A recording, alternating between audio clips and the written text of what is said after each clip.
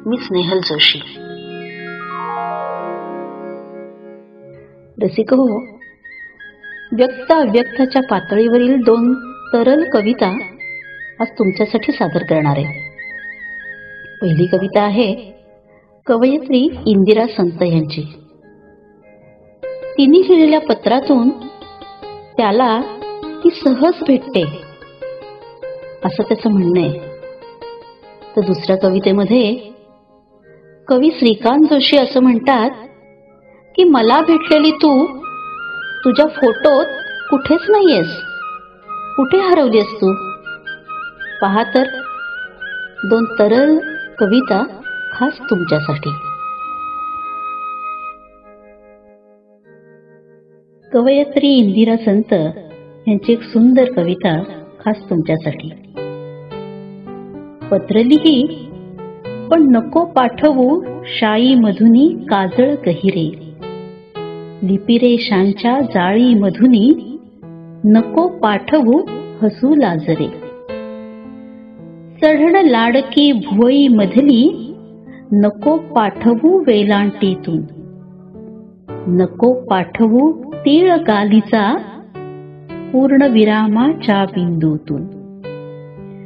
शब्दामधुनी नको पाठवू अक्षरामधले अधीरे स्पंदन, शब्दामधुनी नको पाठवू अक्षरामधले अधीरे स्पंदन.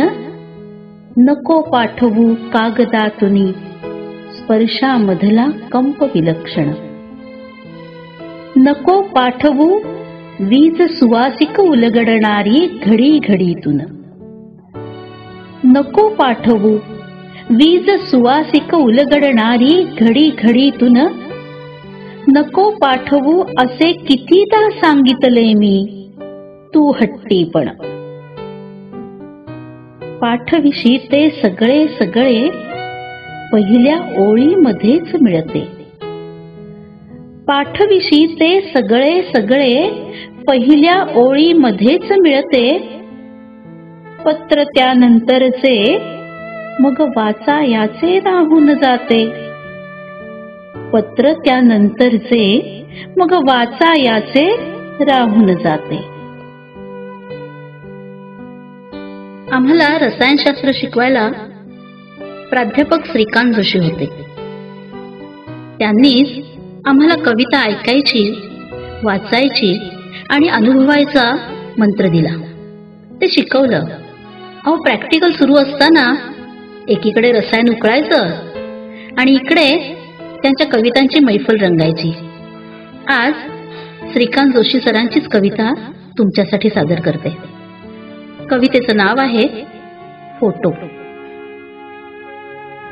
तू दिलेला फोटो समोर असूनही त्यात तू कुठेच नाहीस. मग फोटो म्हणजे आकार जोखणारी आकृती का? फोटोत ठसठशीत कुंकू, कोरीव भुवया, छानसे डोळे, इवल्याशा बटा, सोबत रंगसंगती साधणारे कपडे, हे सार सार आहे. तरीही माझ्याशी ओळख असलेली तू त्यापासून सहस्त्र योजन दूर.